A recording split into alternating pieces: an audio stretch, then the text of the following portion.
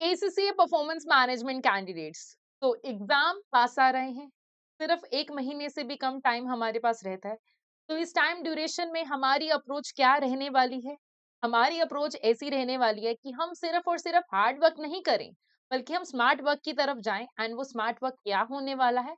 हम सोचेंगे exam point of view पे, एंड हम सोचेंगे एग्जामिनर के माइंडसेट को। एग्जामिनर के माइंडसेट को समझने के लिए हमें ये समझना है कि एग्जामिनर हमसे एग्जैक्टली पेपर में चाहेगा क्या, एंड पेपर में हमें क्या क्या एरियाज अटेम्प्ट करनी चाहिए, क्या ऐसी मिस्टेक्स हैं जो कि हमें नहीं करनी है। तो उसके लिए बहुत जरूरी है राइट रिसोर्स को यूज करना। तो जैसे कि हमने अपने प्रीवियस सेशन में आपको बताया था कि राइट रिसोर्सेज में से एक बहुत ही खास रिसोर्स है जिसका मेरी एसीसी जर्नी में बहुत ही ज्यादा कंट्रीब्यूशन रहा है, एंड वो रिसोर्स मैं आपके साथ पक्का ही शेयर करूंगी। तो गाइस, और कोई नहीं, मैं बात कर रही हूँ एसीसी का एग्जामिनर रिपोर्ट। बच्चे आते हैं, मैम पेपर तो अटेम्प्ट किया बट पेपर में हमें समझ में नहीं आया कि क्या ऐसा गलत किया हमने। मैम हमें ये समझ में नहीं आया कि पेपर लिख के तो सब कुछ आए थे बट मार्क्स कहाँ पर कट हुए। मैम पेपर का सिलेबस एरिया हम करके जाते हैं बट क्वेश्चन देख के ये समझ में नहीं आता कि क्वेश्चन की रिक्वायरमेंट क्या थी। तो ऐसे ही बहुत सारे क्वेश्चन स्टूडेंट के माइंड में रहते हैं, उन सबका एक ही सोल्यूशन है, और सोल्यूशन क्या है ये मैं आज आपको बताती हूँ। सोल्यूशन है एसीसी का माइंडसेट समझना। एंड वो आप मुझसे पूछोगे, बिल्कुल ठीक है, बट मुझसे ज्यादा अगर आपको ये सब कुछ एसीसी खुद ही बताए। जी हाँ, तो एसीसी की एग्जामिनर रिपोर्ट में होता क्या है, एग्जामिनर खुद आपको बताता है कि पेपर में क्या एक्सपेक्टेशंस थे, क्या बच्चों ने ब्लंडर किए, क्या ब्लंडर नहीं करने चाहिए थे, क्या माइंडसेट से उन्होंने पेपर प्रिपेयर किया, एंड बच्चों का कैसा उसमें फंक्शनैलिटी रही। तो अगर हम दूसरों की मिस्टेक से समझ जाएं तो उससे बढ़िया बात क्या है, ताकि हम वो मिस्टेक्स खुद के टाइम पीरियड में ना रिपीट करें। तो एसीसी एग्जामिनर रिपोर्ट एसीसी के फ्री ऑफ कॉस्ट रिसोर्सेज में से एक रिसोर्स है जो कि हमें एसीसी के पोर्टल पे अवेलेबल रहता है। अगर आप रजिस्टर्ड स्टूडेंट हैं तो आप इसको माई एसीसी से एक्सेस कर सकते हैं। साल में 2 बार एसीसी एग्जामिनेशन रिपोर्ट रिलीज होता है, एंड इस टाइम पीरियड पे हमारे पास सबसे लेटेस्ट जो है सितंबर दिसंबर 25 का एग्जामिनर रिपोर्ट है। आप चाहें तो प्रीवियस वाला एग्जामिनर रिपोर्ट भी देख सकते हैं, हमारे पेज पे अवेलेबल है वो।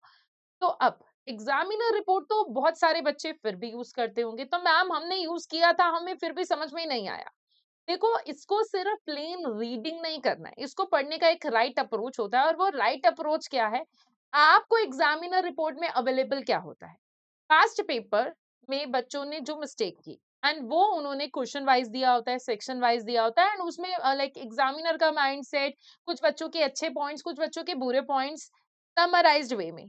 तो एक तो हम इसकी हेल्प से पास्ट पेपर्स कहीं ना कहीं सॉल्व कर पाते हैं, बेसिकली क्वेश्चंस जो है रीड कर लेंगे, वो हमारे से हो जाएगा, एंड दूसरा हम मिस्टेक्स जो है वो समझ जाएंगे। तो उसके लिए जरूरी है पहले वही पेपर का एग्जामिनर रिपोर्ट जिसका आप पढ़ रहे हो उसी पेपर को अटेम्प्ट कीजिए।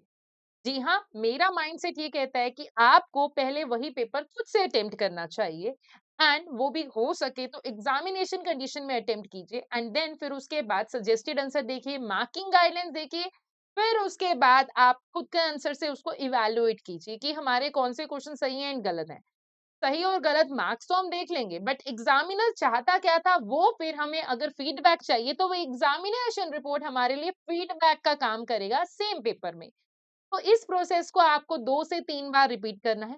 अगर हमें ऐसा लगता है कि 3 बार ये एग्जामिनेशन रिपोर्ट पूरे पेपर को पढ़ने के बाद अभी हमारे पास इतना टाइम नहीं है, या हम धीरे धीरे पेपर जो अटेम्प्ट करेंगे, तो एक पेपर अटेम्प्ट करो, एंड बाकी 2 पेपर का आपको एग्जामिनर रिपोर्ट यूज करने से पहले वही 2 पेपर के क्वेश्चन पेपर के एट लीस्ट क्वेश्चन जो है रीड कर लेने चाहिए। रीड कैसे?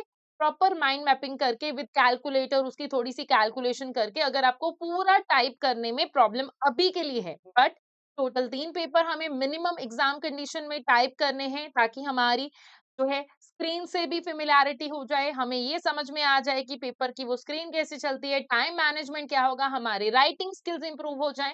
एंड साथ साथ उन्हीं पेपर की अगर हम एग्जामिनर रिपोर्ट देखेंगे तो हमें ये भी समझ में आ जाएगा कि एग्जामिनर चाहता क्या था, थोड़ा सा पेपर पैटर्न भी पता चल जाएगा। दो एसीसी खुद कहता है कि प्रेडिक्टेबिलिटी नहीं करनी है, खास करके पीएम जैसे पेपर में।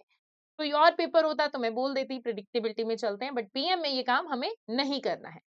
तो चलिए, अभी तक तो ये बात हो गई कि एसीसी की एग्जामिनर रिपोर्ट के ऊपर। तो आज अब हम अपना डिस्कशन जो है स्टार्ट करते हैं।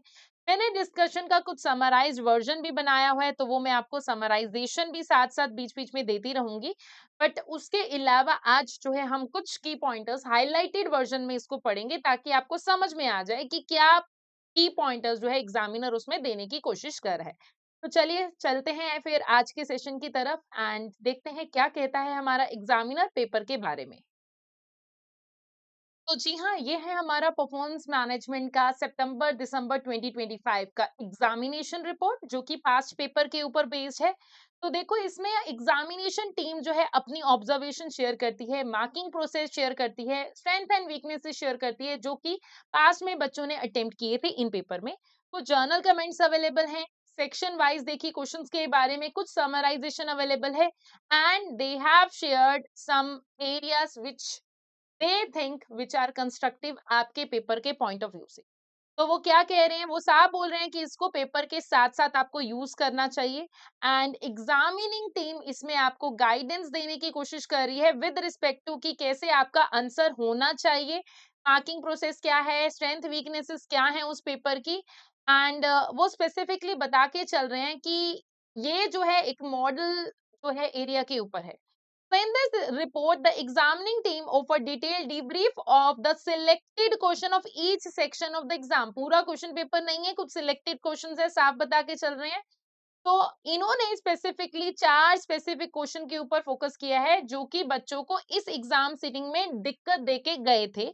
एंड सेक्शन बी के ऑब्जेक्टिव टेस्ट केस में उन्होंने देखा है कि at one case from syllabus B in the detail, एक ही क्वेश्चन को उन्होंने डिटेल में कवर किया है।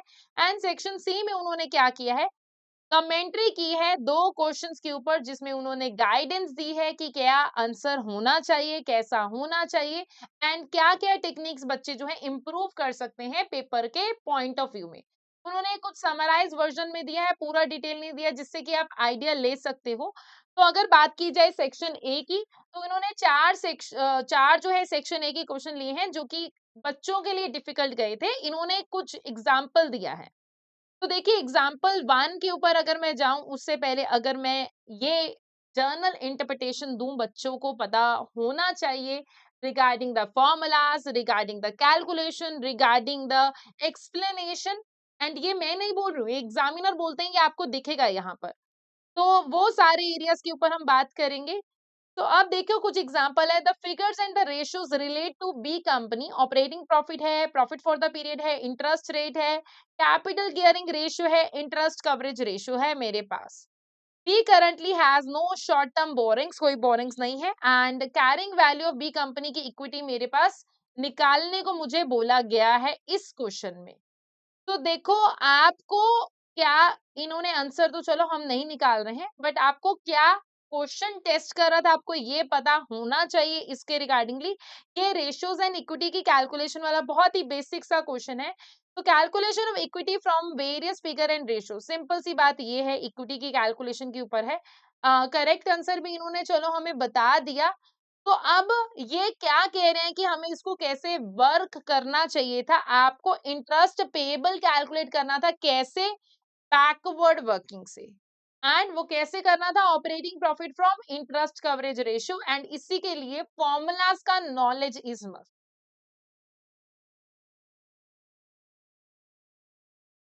एंड एक बात, हमें ये नहीं कि फॉर्मूला रेशियो ऐसे पता है, एक फॉर्मूला का दूसरे फॉर्मूला से लिंकेज क्या है ये पता होना चाहिए, तभी हम बैकवर्ड जैसी कैलकुलेशन में जा सकते हैं। तो देखो, इन्होंने रीअरेंज किया है, तब जाके वो रेशियो जो है निकल के आई हैं, ये हम देख पा रहे हैं, ऐसे उसके बिना तो ये पॉसिबल नहीं था। तो अब रेशियो जो है इन्होंने कैलकुलेट कर लिया, हम इसको सॉल्व नहीं कर रहे हैं, बट इस क्वेश्चन में बच्चों को दिक्कत क्या आई, बैकवर्ड कैलकुलेशन में, एंड रेशियोज का लॉजिक लिंक करने में, एंड इंटरेस्ट कवरेज का लिंकेज करने में, यानी कि इंटरेस्ट कैसे डेट और इक्विटी एरिया से लिंक्ड होता है।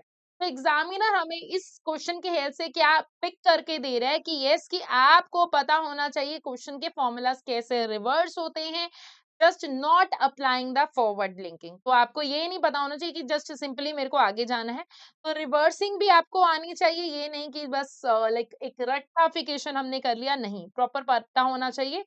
तो आप एक और बात, अगर इसी रेशियो से अगर मैं आपको गाइडेंस देना चाहूँ, तो इंटरेस्ट कवरेज रेशियो जो है आपको कहीं ना कहीं इंटरेस्ट की कैलकुलेशन में हेल्प करती है। जैसे कि हम प्रीवियस उसमें देखें, इंटरेस्ट की रेट की हेल्प से हमें जो है डेट कैलकुलेशन हम कर सकते हैं, एंड गियरिंग रेशियो की हेल्प से हम इक्विटी फाइंड आउट कर सकते हैं, जो कि आपको नहीं पता है। पीएम आपका थिंकिंग चेक करता है, मेमोराइजिंग चेक नहीं करता है। तो अगर मैं इसका की लर्निंग लिखूं, इससे अगर बैकवर्ड हम जा रहे हैं तो क्या होगा, इंटरेस्ट कवरेज से हमें interest cover helps to find, क्या करने में, इंटरेस्ट फाइंड करने में। एंड अगर मैं बात करूं, इंटरेस्ट रेट से हम डेट निकाल सकते हैं।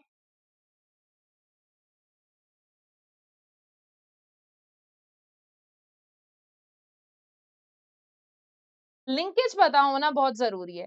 और अगर मैं तीसरा एरिया के ऊपर जाऊं, तो तीसरा एरिया मेरा क्या था, गियरिंग से हमने इक्विटी निकाली।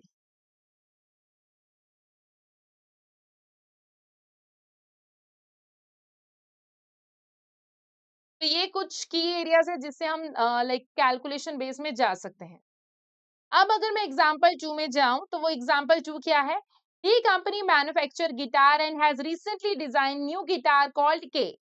It's guitar are produced in batches and the first batch of K guitar took 1500 hours to manufacture. Second batch को लगे 1350 hours to manufacture. तो लर्निंग रेट निकालना था, देखो कितना सिंपलीफाइड है। तो बेसिकली लर्निंग रेशियो की जो कैलकुलेशन है, लर्निंग रेट की कैलकुलेशन, वो हमें जानना था, बहुत ही सिंपलीफाइड। तो देखो हमारे पास दो मेथड्स होते हैं लर्निंग इफेक्ट के लिए, एक होता है टेबुलर और एक होता है एल्जेब्रिक। तो एल्जेब्रिक अप्रोच जो है यूज कर सकते हैं अगर मेरे पास क्यूमुलेटिव वाला एरिया अवेलेबल हो दो लेवल ऑफ आउटपुट के लिए। And then, but in this case, the refer to the first and second batch only. The simplest method is the tabular method. तो इस वाले केस में हमारे पास ऑप्शन क्या था, टेबलर मेथड में ही जाना था, क्योंकि मेरे पास और नहीं इफेक्ट था। तो देखो हमने क्या किया, जस्ट क्यूमुलेटिव किया। क्यूमुलेटिव क्या होता है, इनका टोटल। तो बेसिकली हमने एवरेज आर जो है निकाल ली। एवरेज आर आपको पता ही होगा कि डिवाइड करके निकाले जाते हैं, ठीक है, डिवाइड करके निकाले जाते हैं। ये हमने कैलकुलेट किया, एंड इसके बेस के पीछे हम क्या, लाइक लॉजिक क्या होता है कि जैसे जैसे मेरा आउटपुट जो है डबल होता जाता है, मेरा क्यूमुलेटिव एवरेज टाइम पर बैच गिरता है बाय अ गिवन परसेंटेज, जिसको हम क्या बोलते हैं, लर्निंग रेट। बहुत इंपॉर्टेंट कंसेप्ट है पेपर के पॉइंट ऑफ व्यू से। तो अगर इसको मैं अप्लाई कर दूं, तो अगर मेरा क्यूमुलेटिव आउटपुट एक से दो बैच हुआ, तो मेरा एवरेज टाइम दो बैचेस का कितना हुआ, time for the first batch into learning rate. And इसी के लिए हमने क्या किया, इस वाले को डिवाइड किया इस वाले से, जिसके कारण हम जो है निकाल पाए हमारा लर्निंग रेट। बहुत ही सिंप्लीफाइड था। अगर एल्जेब्रिक आता वो उसके लिए इंफॉर्मेशन अलग होती। तो अब बच्चों की इस वाले केस में मिस्टेक क्या हो जाती है, जो ये वाला वाला केस था, तो बच्चों की मिस्टेक होती क्या है कि वो पैनिक कर जाते हैं जब वो लर्निंग कर्व देख लेते हैं, और ये है, एंड वो फॉर्मूला वाइज में चले जाते हैं और गलत फॉर्मूला अप्लाई कर देते हैं। तो फर्स्ट एंड सेकंड बैच अगर गिवन हो, तो just simple cumulative average logic जाना चाहिए। इजी रूल क्या है, जब जब मेरा आउटपुट डबल होता जाता है, तो क्यूमुलेटिव आउटपुट जो होता है, एवरेज जो होता है, रिड्यूस हो जाता है लर्निंग रेट से। आपको कॉम्प्लिकेटेड करने की जरूरत नहीं है, ऐसा खुद हम कॉम्प्लिकेट करते हैं। नाउ अगर मैं जाऊं अगली एग्जांपल पे, तो which two of the following relates to full cost pricing are true. तो बहुत ही सिंपल है, इससे हमें क्या पता चलता है कि डिफरेंट प्राइसिंग मेथड के बारे में हमें पता चलता है। ये वाला क्वेश्चन बहुत ही जो सिंपल था। हमें पता है कि कॉस्ट प्लस जो होता है वो लाइक देखो हमारा स्टूडेंट कैसे, मैं क्वेश्चन को अगर पढ़ूं तो क्या है, कॉस्ट प्लस प्राइसिंग के रिगार्डिंगली क्या ट्रू है, the pricing method allows business to set a low initial price to gain the market share. This is a suitable pricing method for use by retail organization. The pricing method will allow the business to maximize the profit from sale of the product. And हमारे पास option थे, and इसी के लिए मुझे different different understanding पता होनी चाहिए। देखो बच्चे करते क्या है, कॉस्ट प्लस पेनिट्रेशन और प्रॉफिट मैक्सिमाइजेशन को मिक्स कर देते हैं, जो कि इस केस में हुआ। आपको समझ में आना चाहिए कॉस्ट प्लस प्राइसिंग जो होता है इजी गो मेथड होता है। रिटेलर्स कौन से मेथड्स को यूज करते हैं हमें वो समझना है। देखो they don't use to maximise the profit, ये हमें खास करके ध्यान में रखना है। And that doesn't help to gain the market share. कौन कौन से मेथड जो है मार्केट शेयर को गेन करने में हेल्प नहीं करते हैं। तो यस, कोई मेथड क्यों यूज करना है उसके पीछे का लॉजिक, बल्कि ये नहीं समझना है कि वो है क्या, ये हमें समझ के चलना है। एंड एग्जामिनर के पॉइंट्स देखो, cost plus pricing is used by the retail organisation and yes, retailers manage many different products, so commonly used cost plus pricing for the simplicity, easily applied standard markup across the wide variety of items. It will not ensure profit maximization. This is done by the demand based approach to pricing. ये हमने already देख लिया है। तो चलते हैं।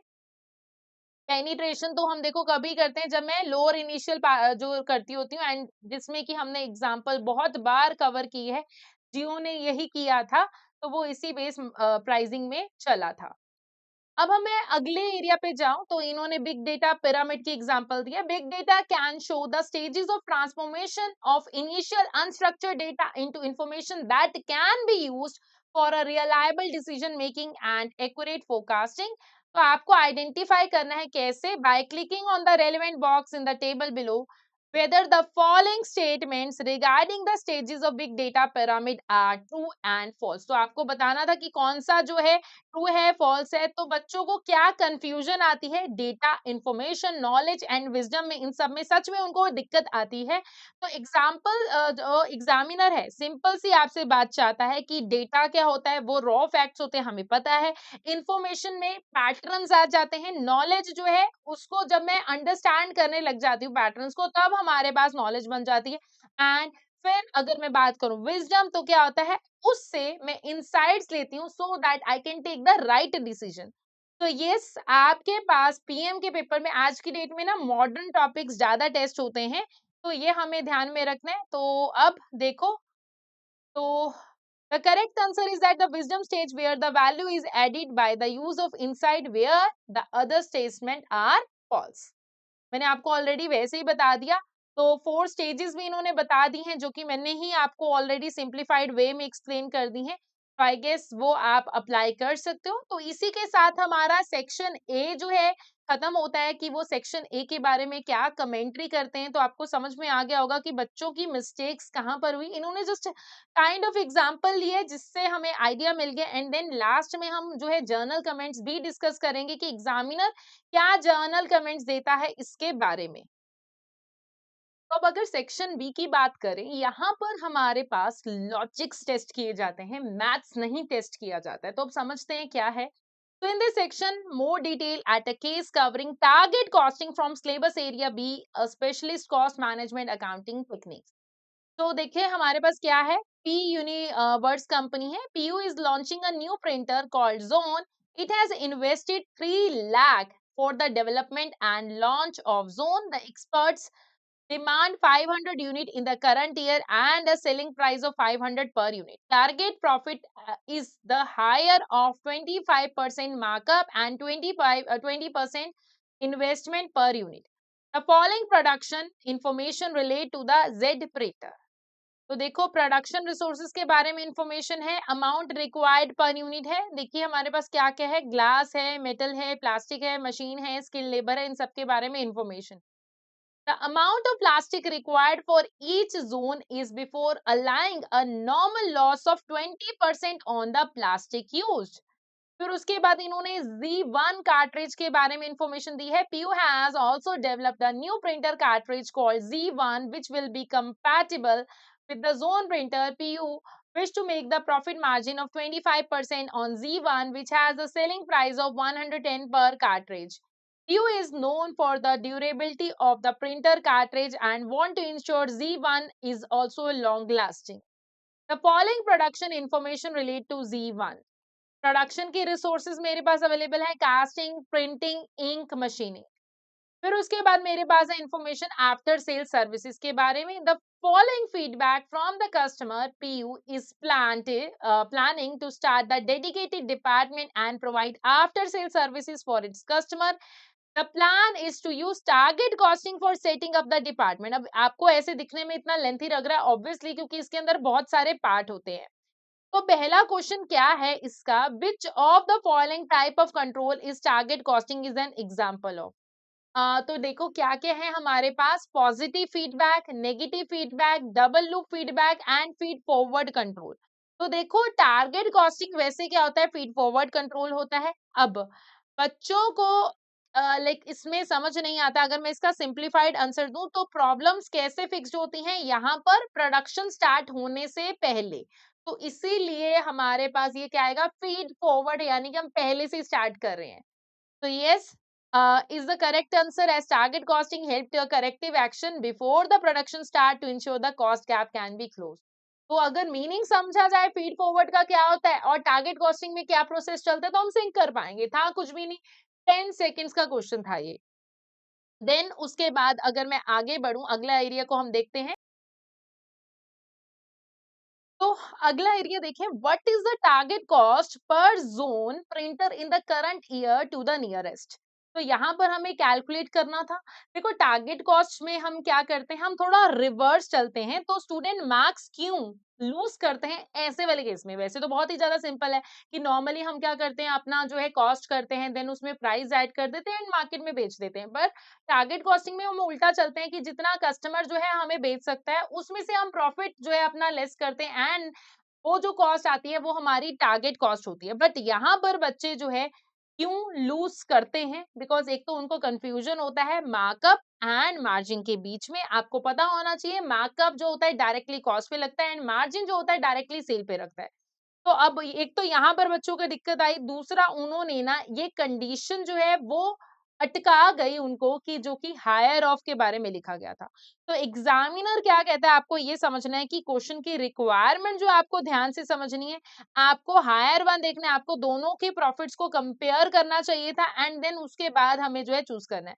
तो यहाँ पर अगर हम देखें इन दोनों को हमने, ठीक है, higher of the 25% profit markup and 20% investment per unit, तो इन दोनों में से हायर चूज करना था। तो ऑब्वियसली ये मेरे पास प्रॉफिट ये है या ये है, इन दोनों में से हायर कौन सा बैठेगा, ये वाला बैठेगा। एंड देन फिर आपने क्या करना है, इस सेलिंग प्राइस में से रिड्यूस करना था। तो दिस वाज द क्वेश्चन। वैसे तो कुछ भी नहीं था बट कंफ्यूजन जब देखो एग्जाम में होते हैं, हम स्ट्रेस बहुत होता है। देन उसके बाद अगर मैं जाऊं क्वेश्चन नंबर 3 में, what is the maximum rate per gram of ink which PU company can pay to avoid the cost gap for cartridge. तो कितना रेट वो जो है पिक कर सकती है। तो देखो सबसे पहले आपको इसमें करना क्या है, टारगेट कॉस्ट निकालनी है। देन उसके बाद करंट कॉस्ट निकालो एंड देन फिर डिफरेंस होगा वो आपका कॉस्ट गैप हो गया एंड देन गो बैकवर्ड। तो ये बहुत बार आपके पेपर में रिवर्स कैलकुलेशन का एरिया आएगा, उसको हमें इग्नोर नहीं करना है। तो ये इसका पैटर्न था, बच्चों ने ये गलती की। करंट कॉस्ट में हमें देखो हमने कॉस्ट गैप भी निकाला। If we look at the total actual cost without the ink, which is 56, the difference to the target cost is this much, which is how much the ink required for the cartridge can cost. तो यही हमें सीखना था। Now coming to the next area, question number 4 हमारा। तो ये क्या था, which two of the following activities should PU company undertake to close the cost gap on Z1 cartridge. तो क्या करना है हमें, देखते हैं। तो increase the selling price, reduce the amount of ink supplied, negotiate a bulk purchase, accept the lower profit margin being achieved on the cartridge। तो इनमें से हमें क्या करना है हम उसके बारे में बात करेंगे। तो देखिए यहाँ पर जो हमारा क्वेश्चन नंबर 4 है ना, लोगों की, बच्चों की क्या थिंकिंग रहती है कि हम जो है सेलिंग प्राइस बढ़ा दें, ठीक है, हो जाएगा, या फिर क्वालिटी कम कर दें, ये कर दें। बट टारगेट कॉस्टिंग साफ कहता है, देखो मैं सेलिंग प्राइस तो बढ़ा ही नहीं सकती ना, जितना प्राइस मार्केट में अवेलेबल है। लोग फिर हमारे पास क्यों आएंगे, पहली बात। दूसरा, अगर क्वालिटी को रिड्यूस कर दिया तो भी कस्टमर हमारे पास नहीं आएगा। तो एग्जामिनर क्या कहता है कि मार्केट प्राइस तो हम बढ़ा ही नहीं सकते हैं, और दूसरी बात अगर मैं क्वालिटी कम करूंगी तो उस वाले केस में मेरा जो है डिमांड जो है कम हो जाएगी। रीजन मीन क्योंकि मेरे ब्रांड की गुडविल जो है खराब हो जाएगी। तो इसका मुझे ध्यान में रखना है। तो इसीलिए मैं क्या कर सकती हूँ, नेगोशिएट कर सकती हूँ सप्लायर के साथ डिस्काउंट के लिए, या फिर मैं लोअर प्रॉफिट ले लूँ। That could be the strategic decision, वो मुझे खुद से देखना है। तो कॉमन सेंस के ऊपर चलता है, जरूरी नहीं है कि हम लाइक इसमें अपना ज्यादा दिमाग लगाने की कोशिश करें। Now coming to the next question area, which of the following is not a characteristics of service and therefore the reason why PU company may find it difficult to apply to target costing for its after sales service department? तो अब देखो service का ना एक mnemonic मैंने बहुत बार बताया है, शिप। तो ये हम देखते हैं सर्विस जो होती है साइमल्टेनियसली होती हैं एंड दे आर हेट्रोजीनस, ठीक है। और साथ साथ क्या होते हैं, पेरिशेबल नेचर की होती है एंड दे आर इंटेंजिबल। तो अगर आप यहाँ पर देखो, यहाँ पर मुझे क्या दिख रहा है, इंटेंजिबल दिख रहा है, साइमल्टेनियसली दिख रहा है। आपको यहाँ पर वर्ड होमोजीनस दिख रहा है, जो कि नहीं होना चाहिए एंड इसको स्टोर नहीं कर सकते, विच इज पेरिशेबल। तो अगर यहाँ पर जाएं निमोनिक से ही हमें समझ में आ गया, द आंसर इज दिस। तो बहुत ही सिंपल सी बात है। एंड सर्विस के एरिया से हम कर गए, बच्चों की गलती क्या थी, वो इसमें ना टारगेट कॉस्ट में गुम होते गए। तो हमें वो गुम नहीं होना है, बहुत ही बेसिक सेंस वाला ये क्वेश्चन हमारे पास था। तो अब नेक्स्ट हम आते हैं सेक्शन नंबर सी, जो कि जिसके कारण पास और फेल का एरिया आता है। बहुत सारे बच्चे इसी सेक्शन के कारण ही पास और फेल के गैप में आ जाते हैं। तो देखो पहला जो हमारा कंपनी का था, that was from section area C, decision making technique, जो कि स्पेसिफिकली सीवीपी बेस्ड था। तो इसीलिए किसी भी सिलेबस एरिया में से टेस्ट हो सकता है। तो प्रॉपर नॉलेज हमें होना चाहिए। बच्चे क्या करते हैं, ध्यान में रखते हैं ये आएगा वो आएगा, बट कहीं से भी आ सकता है।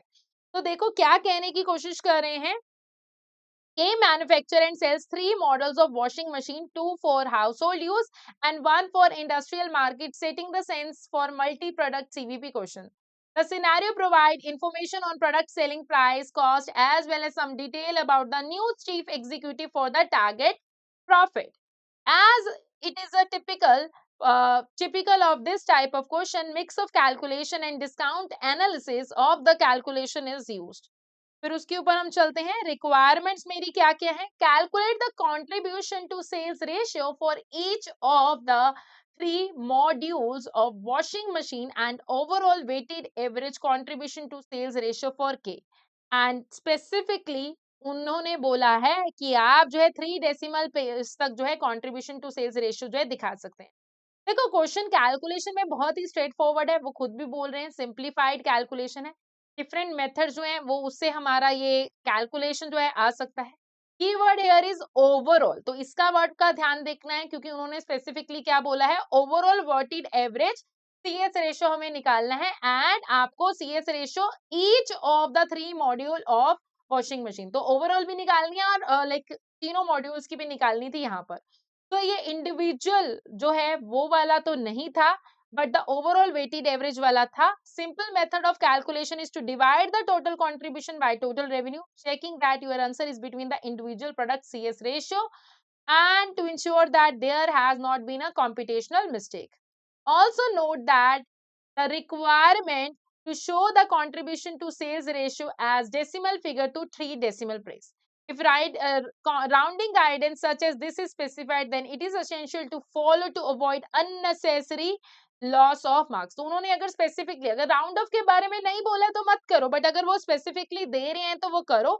एंड स्टूडेंट ने कैलकुलेशन अच्छे से किया क्योंकि इतना ज्यादा कुछ था नहीं, बट उन्होंने उसका इम्प्लीकेशन नहीं दिया जो कि देखा जाता है और बच्चे यही करते हैं। तो पीएम क्या कहता है, कैलकुलेशन भी करो और एक्सप्लेन भी करो। तो PM wants to calculations but explain as well. तो इस बात का हमें खास करके ध्यान रखना है जो कि बच्चे नहीं करते हैं। एंड देन उसके अलावा उसका एप्लीकेशन भी हमें ध्यान में रखना है।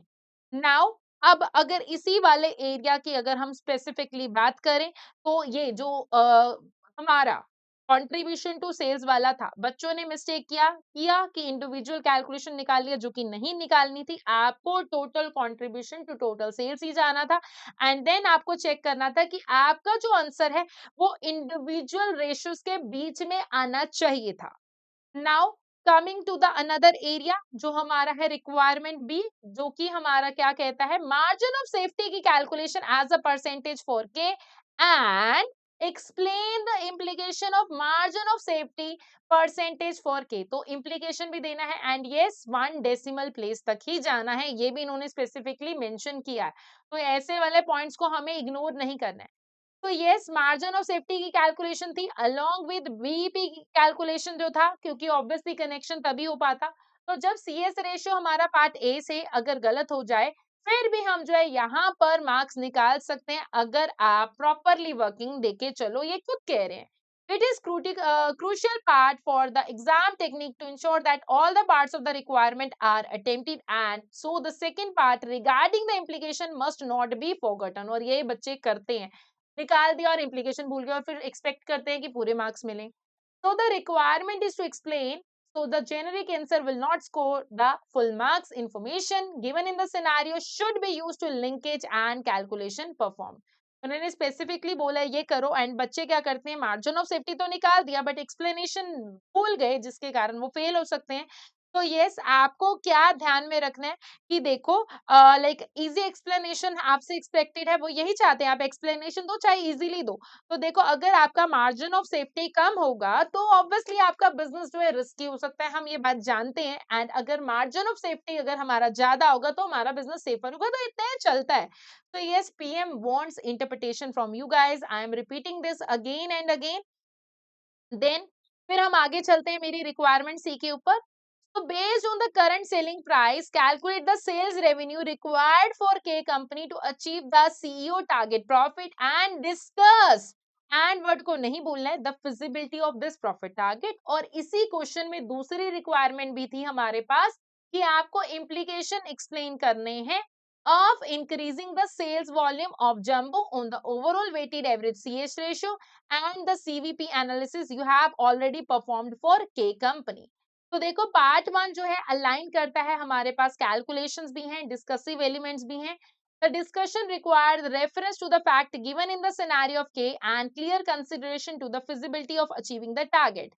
Simply restating the relevant fact will be insufficient to earn the marks। And second part के लिए वो क्या कह रहे हैं, ये थोड़ा सा चैलेंजिंग था क्योंकि आपसे क्या पूछता है, डिस्कशन पूछता है of the effect of change on the two specific measure already calculated। The most common mistake was to discuss the effect on the K in journal, hence failing to directly address the requirement। A stronger answer would recognize different CS ratio and highlight the fact that Jumbo has lowest of all CS ratio and hence would have a negative impact on the overall profit volume ratio to increase। तो अगर मैं इसके ऊपर चलूं, requirement के ऊपर चलूं, तो ये क्या है, बहुत सारे बच्चों के लिए किलर पार्ट रहा है, तो मैं अगर इसके लिए नाम रखूं किलर पार्ट क्वेश्चन था।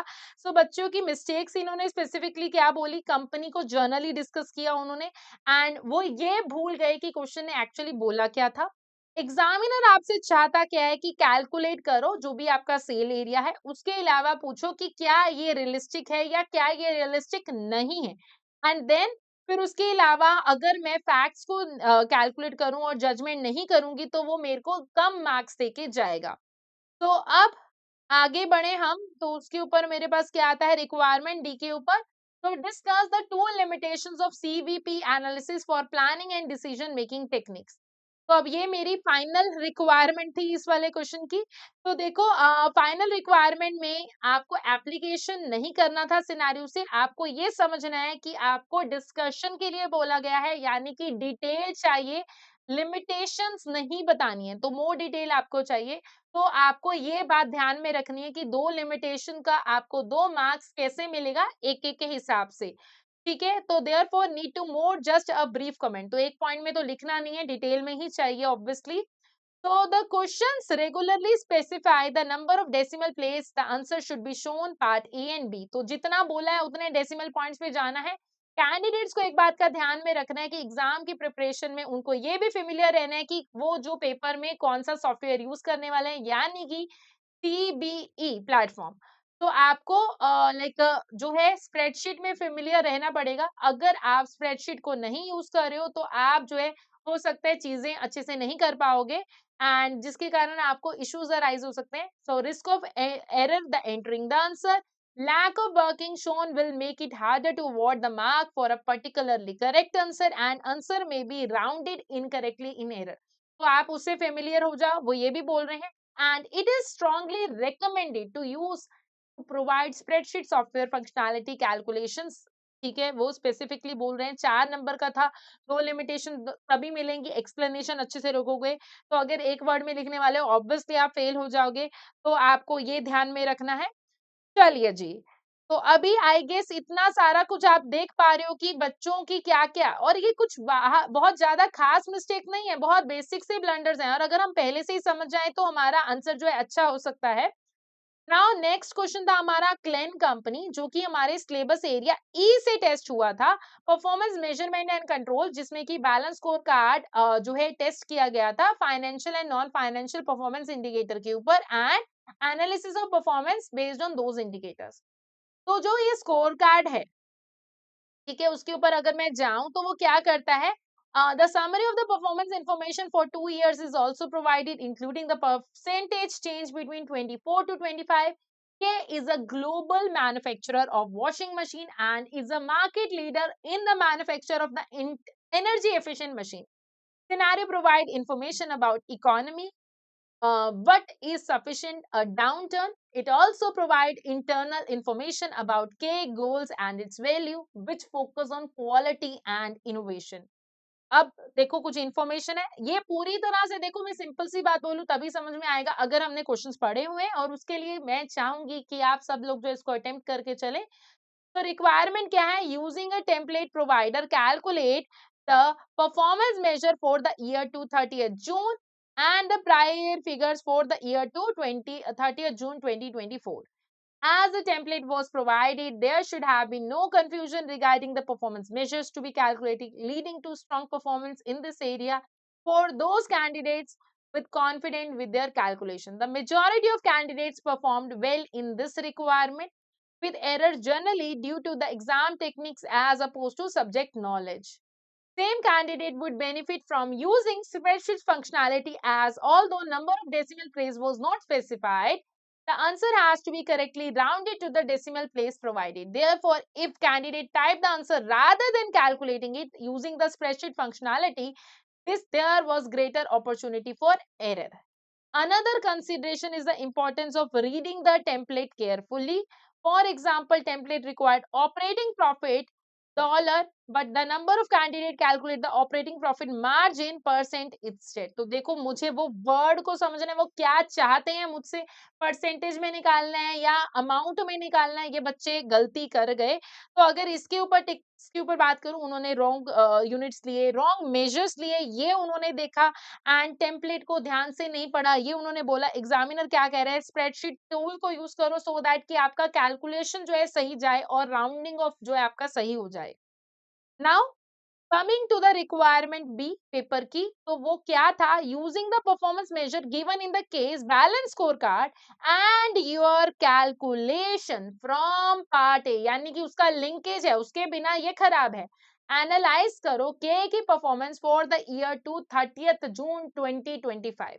तो देखो 3 मार्क्स का मैक्सिमम नंबर मिलेगा, एडिशनल कैलकुलेशन परफॉर्म 1 मार्क पर कैलकुलेशन, यानी कि 3 नंबर ही है कैलकुलेशन के, उससे ज्यादा नहीं है।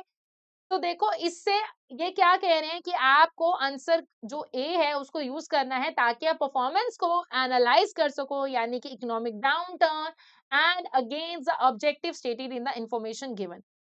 The first note of the importance is that candidate could gain additional marks for further calculation if this is explicitly stated in the note in the question. It is worthwhile considering what additional calculation would provide valuable insight into performance. However, it is also important to recognize that only relevant figure which had not already been provided would be awarded the marks. If the figures are specifically provided in the scenario, marks will not be earned by recalculating those values. तो जो already given है वही निकाल के उनको दे दो, वो कहते हैं हमें फिर फर्क नहीं पड़ेगा, तुम्हें वो कैलकुलेट करना है जो हमारे सामने नहीं है, हमारी मेहनत को यूज मत करो। तो yes, उसके लिए to earn written analysis marks, candidate need to provide some elements of analysis or insight which add value in helping test claims performance. For example, percentage of machine which defects has fallen from this to this would not earn marks in because it's simply restating the calculation. Some candidate took this approach and therefore did not perform well on the question requirement. On written analysis marks, candidate need to include some comments on the significance of these figures. Wrong answer would take either a new calculation or one calculation in part A. Use it to develop answer which provide insight into information of claim. For example, it was possible to calculate the decline in the industry sale, which would make the excellent comparator for decline in K's revenue. Consider therefore difference between weak answer suggesting that K has done badly against growth objective due to decline in revenue is stronger than one suggests although K has seen decline in revenue of 9.1% therefore not meeting its objective for growth. The market has declined by this and therefore K is beating the market. अभी आपके सामने information नहीं है तो मैं अभी like आपको इसके बारे में क्रक्स अगर मैं बताऊं क्योंकि आपने ये इन्फॉर्मेशन नहीं दी है तो देखो यहाँ पर क्या थी बच्चों की बिगेस्ट मिस्टेक कि स्टूडेंट ने वही नंबर रीस्टेट कर दिए वो अगर ये बोल रहे दैट मीन्स उन्होंने किया उन्होंने उसको एनालाइज नहीं किया तो आपने ऐसे नहीं बोलना कि अच्छा रेवेन्यू 9% से गिर गया आपने बोलना है अच्छा रेवेन्यू 9% से गिरा बट मार्केट गिर गया 11.9% से दैट मीन्स की company is out performing the market तो पीएम में कैसे मार्क्स मिलते हैं अगर आप कंपैरिजन करोगे प्लस उसमें इंसाइट दोगे जस्ट रेपिटेशन से नंबर नहीं मिलेगा वो बार बार इस बात पे बोल रहे हैं एग्जामिनर क्या चाहता है आपको लिंकिंग करनी है फाइनेंशियल और नॉन फाइनेंशियल इंफॉर्मेशन की मार्केट कंडीशन की परफॉर्मेंस से क्वालिटी की कस्टमर सेटिस्फेक्शन से ये पॉइंट्स आपको ध्यान में रखने and that's will show real business thinking यही असली पीएम है तो देखो पीएम इट्स नॉट मैथ्स मैं बहुत बार बोलती हूँ it's just thinking about numbers कि वो नंबर क्या कहते हैं तो अगर आप पीएम में अच्छे नंबर लेना चाहते हो तो आपको वर्ब्स के बारे में अंडरस्टैंडिंग होनी चाहिए कब वो कैलकुलेट कब वो एक्सप्लेन कब वो डिस्कस ऐसे वाले वर्ड्स बोल रहा है एंड आपको जेनेरिक आंसर नहीं देने हैं मैं फिर से बोल रही हूँ आपको सिनेरियोस को यूज करना है कहाँ कहाँ पर नंबर की एक्सप्लेनिंग कर सकते हो उसके बेस पे एंड ये स्प्रेडशीट यूज करना है बार बार इन्होंने ये बोला है एंड उसके अलावा आपको जो आंसर जब कभी भी देना है लाइक अगर ये हो गया तो क्या तो अगर मैं यहाँ पर कुछ की पॉइंट्स बोलूं तो लाइक एग्जामिनर वांट्स क्या चाहता है हमारा एग्जामिनर हमसे और हम इस बार वही करेंगे लिंकेज ऑफ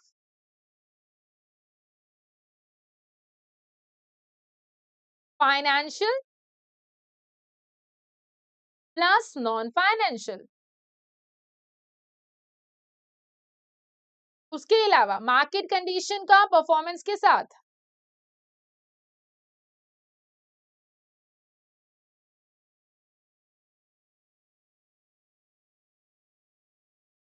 के अलावा क्वालिटी का कस्टमर सेटिस्फेक्शन के साथ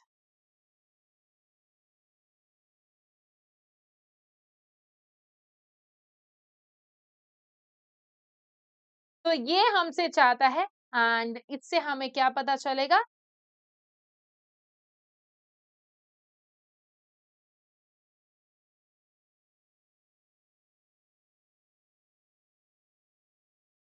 रियल बिजनेस थिंकिंग तो यही बात हमने अपने पेपर में अप्लाई करनी है गाइस इसी बात की एप्लीकेशन से ही हमें मार्क्स जो है मिलेंगे पेपर में एंड आई होप अभी आप इस बात को समझ चुके होंगे कि क्या एग्जैक्टली पीएम का पेपर हमसे चाहता है एंड वो सब नॉलेज को आप अप्लाई करके अपना पीएम का पेपर इस बार बहुत अच्छे से अटेम्प्ट करोगे देखो पता हम सबको होता है कि ये मिस्टेक्स हो सकती हैं बट उससे सीखना मैटर करता है एंड आई अज्यूम इस बार सब इसको सीखेंगे एसीसीए के रिसोर्सेज का राइट तरीके से यूज करेंगे इसी के साथ आज का सेशन हम वाइंड अप करते हैं बट हमारे आने वाले सेशंस जैसे कि हमारा प्री मॉक डिस्कशन हमारा वार्म अप सेशन हमारे मैराथन्स आपका इंतजार में है आप जरूर ज्वाइन कीजिएगा एंड उन सेशंस में हम जो है बहुत अच्छे से रिवीजन करेंगे एंड आपको रेडी करेंगे आपके मार्च अटेम्प्ट के लिए So guys, thank you so much and all the very best for your preparation.